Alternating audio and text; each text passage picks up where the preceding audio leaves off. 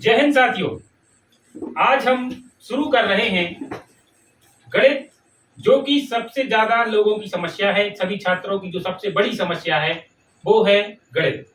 आप किसी भी प्रतियोगी परीक्षा के बारे में सोचते ही हैं और पीछे हट जाते हैं सिर्फ इसलिए क्योंकि गणित आपको कठिन लगती है। हमने आपकी गणित आसान बनाने का बीड़ा उठाया है और सरल भाषा में आपको गणित सिखाने का वादा करते हैं। आज हम अपनी गणित की पहली क्लास शुरू कर रहे हैं। इसमें आप सभी का स्वागत है। आपको अच्छे से समझ में आ सके इसलिए हमने अपने सामने क्लास में सबसे कमजोर बच्चों को बैठाया है। यदि इन बच्चों को समझ में आ रहा है तो 100% गारंटी है कि आपको भी समझ में आएगा। ठीक है, तो आज हम अपनी क्लास शुरू करते हैं। आज गणित की जो हम बेसिक एक छोटी सी विधि है जिससे अगर हम सवाल बनाना सीख गए तो कई बड़ी परीक्षाओं में जो बहुत बड़े बड़े सवाल हैं जिनमें हमें दिक्कत होती है, जिनमें हमें ज्यादा समय लगता है, उन सवालों को भी हम बहुत ही आसान तरीके से बना सकते हैं। चाहे एसएससी हो, चाहे व्यापम की कोई भी परीक्षाओं हो, उन सभी में इस मेथड का बहुत ज्यादा उपयोग है। इसे हम नाम देते हैं C9 मेथड, कॉन्सेप्ट ऑफ 9, जो कि 9 के एक विशेष गुण पर आधारित है, जिससे हम सीख सकते हैं कि बड़े बड़े सवालों को कम समय में कैसे बनाना है। चलिए तो शुरू करते हैं। C9 मेथड में हम क्या करते हैं, इसी कहीं कहीं डिजिटल मेथड भी कहते हैं। इसमें किसी भी संख्या का हम सम निकालकर उसकी डिजिटल मेथड पता कर लेते हैं। जैसे कि कोई संख्या है तो इस संख्या में इसका अगर हमें डिजिटल सम पता करना है तो इसके लिए हम क्या करेंगे कि जितनी भी जगह 9 हो या जितनी संख्याओं का योग 9 हो उसे हम 0 के बराबर मान लेते हैं। यानी कि जहां भी 9 है वहां 0, बिल्कुल सही, वेरी गुड। बस तो इनके अंकों को जोड़ते जाना है और 9 की जोड़ी बनाकर काटते जाना है। जैसे कि ये 9 तो दिख रहा है डायरेक्ट खत्म हो जाएगा। 7 और 2 भी कितने हुए? 9, बिल्कुल सही। अब इनको जोड़ दो, कितने बचे? 4। 3 और 1 4, बिल्कुल सही। यानी कि इस संख्या 79321 का डिजिटल सम कितना आ गया? 4, बिल्कुल सही। डिजिटल मेथड जितनी भी गणित के सवाल है, चाहे वो जोड़ना हो, घटाना हो, गुणा, भाग, इन सब में लागू होती है। ठीक है, इसके साथ साथ दशमलव, प्रतिशत, ऐसे चिन्हों का और कॉन्सेप्ट का भी इस पर कोई असर नहीं होता। इन सब सवालों को हम आराम से कर सकते हैं। तो हमें करना क्या है, जितनी भी संख्याएं हैं उनको हम जोड़ लेंगे और उसका डिजिटल सम निकाल लेंगे। आसान है क्योंकि जहां 9 दिखा उसको हम कर देंगे 0 और 9 की जोड़ियां बना लेंगे। कोई भी संख्या है, अगर हम कहें कि इसका डिजिटल सम निकालिए तो बिल्कुल आसान। कैसे करेंगे? 3 और 3 6, 6 और 3 9, यानी इतने एरिया की वैल्यू हो गई 0। 0 में 5 जोड़ेंगे, कितना आ जाएगा? 5, यानी कि इसका डिजिटल सम कितना हो गया? 5। बहुत बेहतरीन, इतनी बात समझ में आई। ये डिजिटल सम से हम थोड़े से और उदाहरण देखेंगे, फिर हम वो प्रश्न लगाएंगे जो हमारे पुराने पेपरों में आए। ठीक है, तो जैसे कि कोई सवाल है,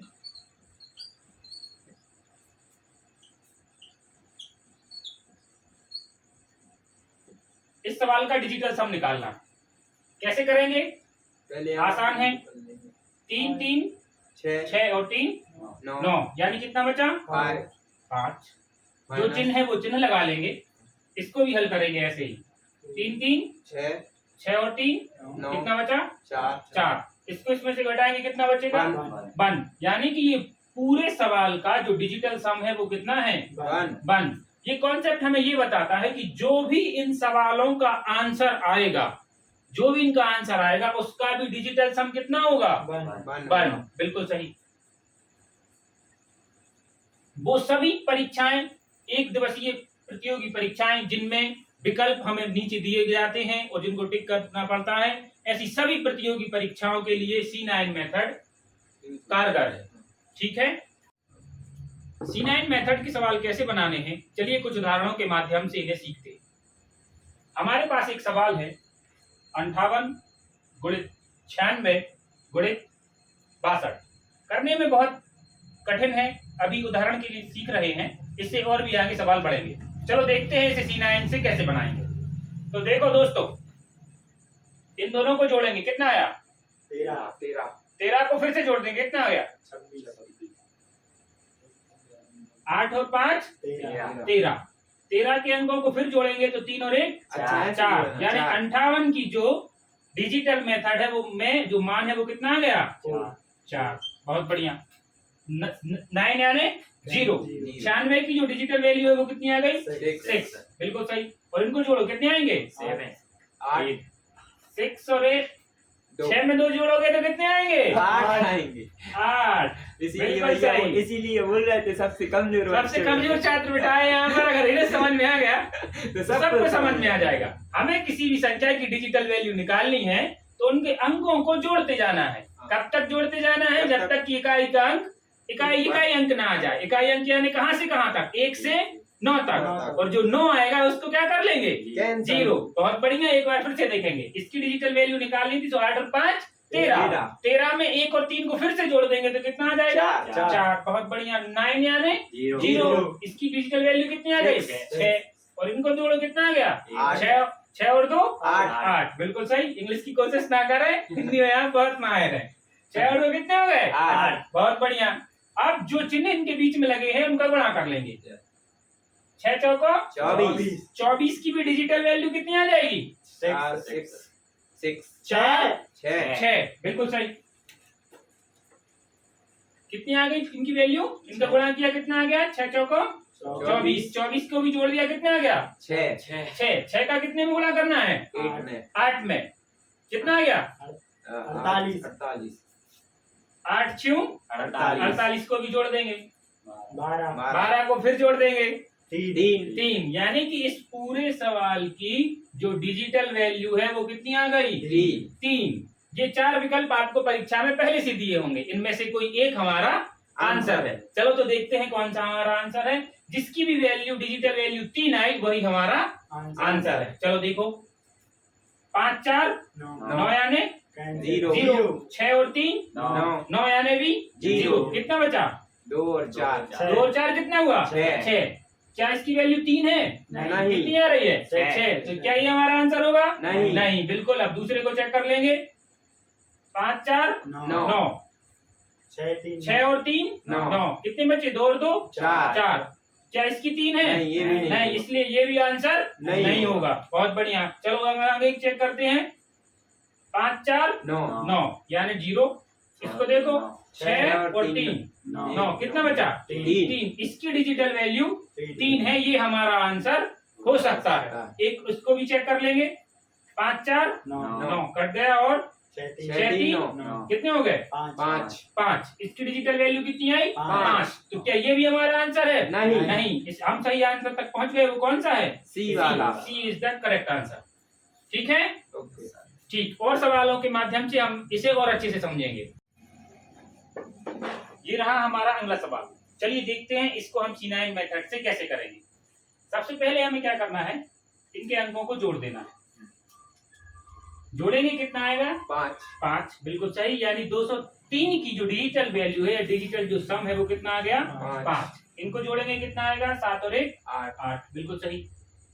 और इनको जोड़ देंगे फिर से, इनके बीच में क्या है प्लस, तो इनको जोड़ देंगे। 8 और 5 कितना हो गया 13। और 13 को भी जो डिजिटल सम है वो कितना हो जाएगा 3 और 1 4। और 4 का यहाँ क्या है वर्ग, तो 4 का वर्ग कितना होता है 16। 4 का वर्ग 16 और 16 का भी जब डिजिटल सम निकालेंगे तो कितना आएगा 7। यानी इस पूरे की वैल्यू कितनी आ गई 7। बिल्कुल सही। चलो आप देखते हैं, यहाँ ये माइनस यहाँ लगा लिया।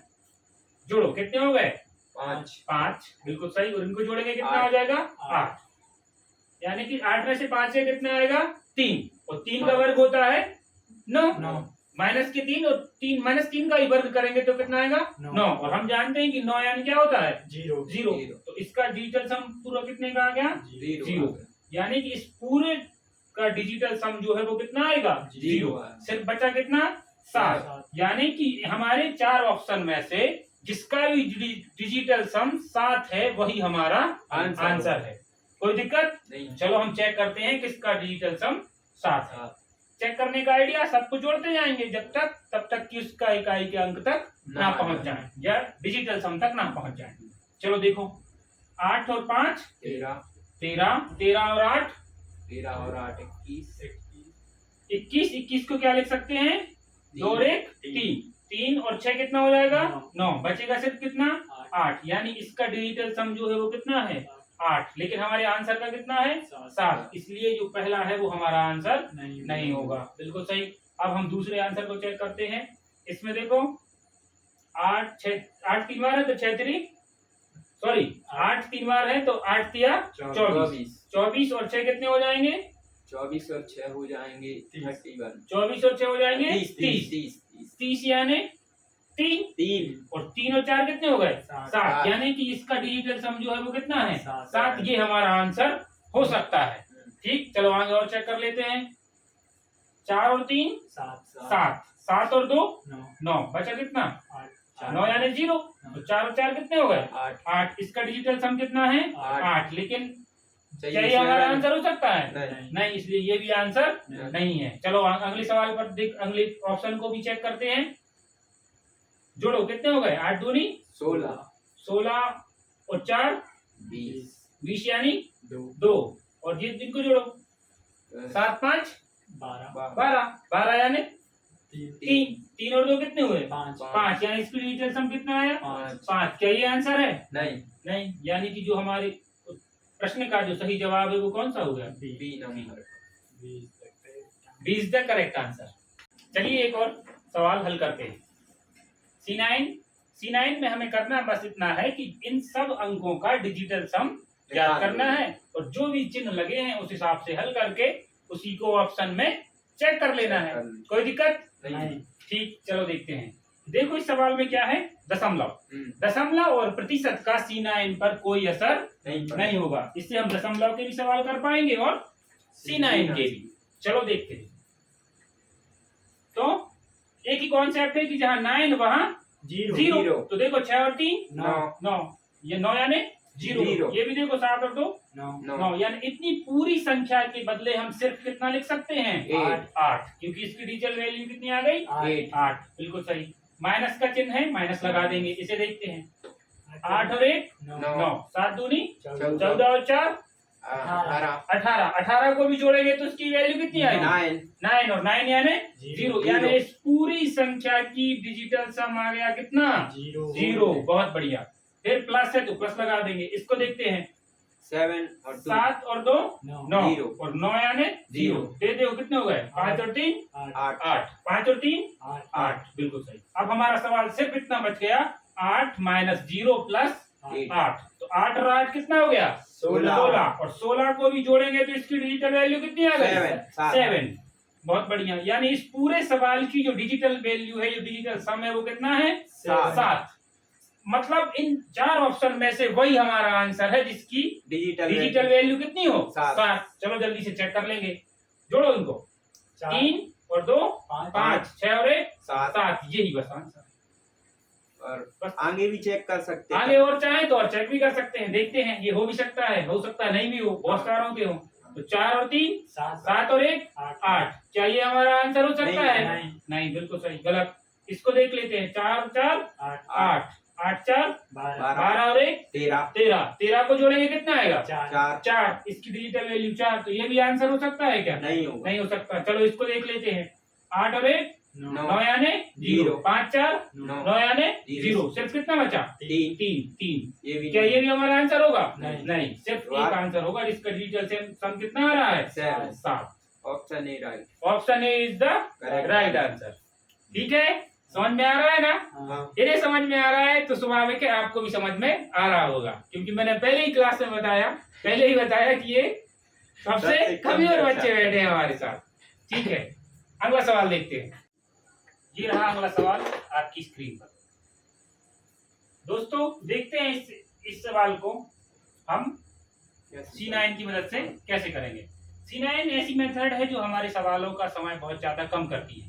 इस सवाल को अगर हम करने बैठेंगे तो बहुत ज्यादा समय लेगा। आसान सवाल है, बोर्ड मार्क्स का इजी सवाल है सरलीकरण का, लेकिन C9 से हम इसे और भी ज्यादा आसान बना सकते हैं और कम से कम समय में कर सकते हैं। चलिए तो देखते हैं कैसे करेंगे। हमारा कॉन्सेप्ट अभी भी वही है कि जहां 9 आएगा उसको क्या लिख लेंगे? 0। ठीक, देखते हैं।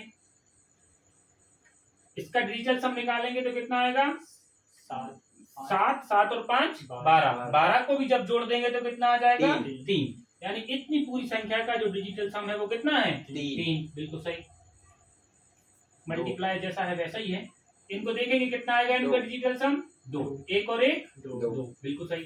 इसको देखते हैं। 3 और 3 6, 6 और 3 9।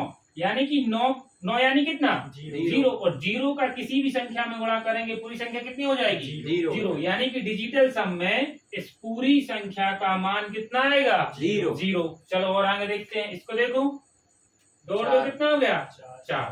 कोई दिक्कत नहीं। इसको हल करेंगे। 1 और 1 कितना हो गया? 2। ठीक। यानी कि हमारा सवाल सिर्फ बचा इतना, 5 गुणा हो रहा है तो 5 3 दूनी 6 और इधर कितना है? प्लस 4 बराबर x। 2x। यहाँ पे x का मान है। x का मान हमें याद करना है। कोई दिक्कत? इतनी तक हम समझ पा रहे हैं ना? हाँ। ठीक है। इनको जोड़ेंगे कितना आएगा?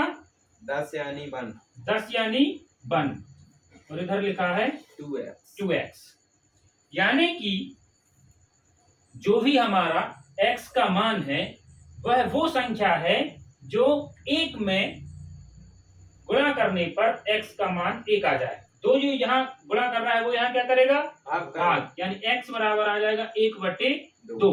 लेकिन जब बटे की संख्या है तो इस स्थिति में क्या करना है? हमें नीचे यहाँ 1 बना लेना है। कितना बना लेना है? 1। तो ऊपर नीचे हम गुणा कर देंगे कितने से? 5 से। क्योंकि 5 दूनी कितना हो जाएगा? 10। 10 यानी 1। 10 यानी 1। ठीक है। 10 यानी 1 समझ में आ रहा है ना बात? यानी कि x बराबर नीचे कितना आ जाएगा? 1 और ऊपर आ जाएगा 5 एकम 5। यानी कि जो x का डिजिटल सम है वो कितना है? 5। वह संख्या हमारा आंसर है जिसका डिजिटल सम कितना आ रहा है? 5। एक बार फिर से देखेंगे। इनका डिजिटल सम निकाला कितना आया? 3। गुणा किया, गुणा जैसा है वैसे ही इसका डिजिटल सम किया कितना आया? 2। हमने इन तीनों अंकों को जोड़ा कितना आ रहा था? 9। तो जब 9 से 9 यानी डिजिटल सम हमें क्या सिखाता है? 0। यानी कि इस पूरी संख्या में जब 0 से गुणा करेंगे तो ये पूरी संख्या कितनी हो जाएगी? 0। 2 और 2 यानी 22 का डिजिटल सम कितना आया? 4। बिल्कुल सही। बराबर x और 11 का डिजिटल सम 2। यानी सवाल हमारा सिर्फ आ गया 3 दूनी 6 और प्लस 4 बराबर 2x। ठीक। इनको जोड़ा कितना आया? 10। या इधर से हम ऐसा भी कर सकते थे, इनका डिजिटल सम ना निकाल कर डायरेक्ट इसको 10 लिख देते। ये भी एक बहुत आसान तरीका था। कितना लिख देते? 6 और 4 10। और 10 में जब 2 से भाग देते तो कितना आ जाता? 5। यानी x की डिजिटल सम कितना आ गया? 5। और अगर ऐसा है तो जब बटे में 2 हो तो ऊपर कितने से गुणा कर लेंगे? 5 से। ये भी आसान तरीका है। नीचे 1 आ गया यानी ऊपर कितना आ गया? 5। तो x की वैल्यू कितनी आ गई? 5। x का डिजिटल सम 5 आ गया। इन 4 ऑप्शन में से जिसका भी डिजिटल सम 5 है वही हमारा आंसर है। चलो चेक कर लेते हैं। 5 4 9, 7 5 12, 12 यानी 3। 3 और 3 6। हमें कितना चाहिए? 5। आगे कितना रहा है? 6। यानी ये हमारा आंसर नहीं है। ठीक। और आगे चलते हैं। 5 4 9, 7 और 2 9, 4 और 1 कितना हो गया? 5। ये हमारा आंसर हो सकता है। आगे चेक करते हैं। 7 और 2 9, 5 और 4 कितना बचा? 2।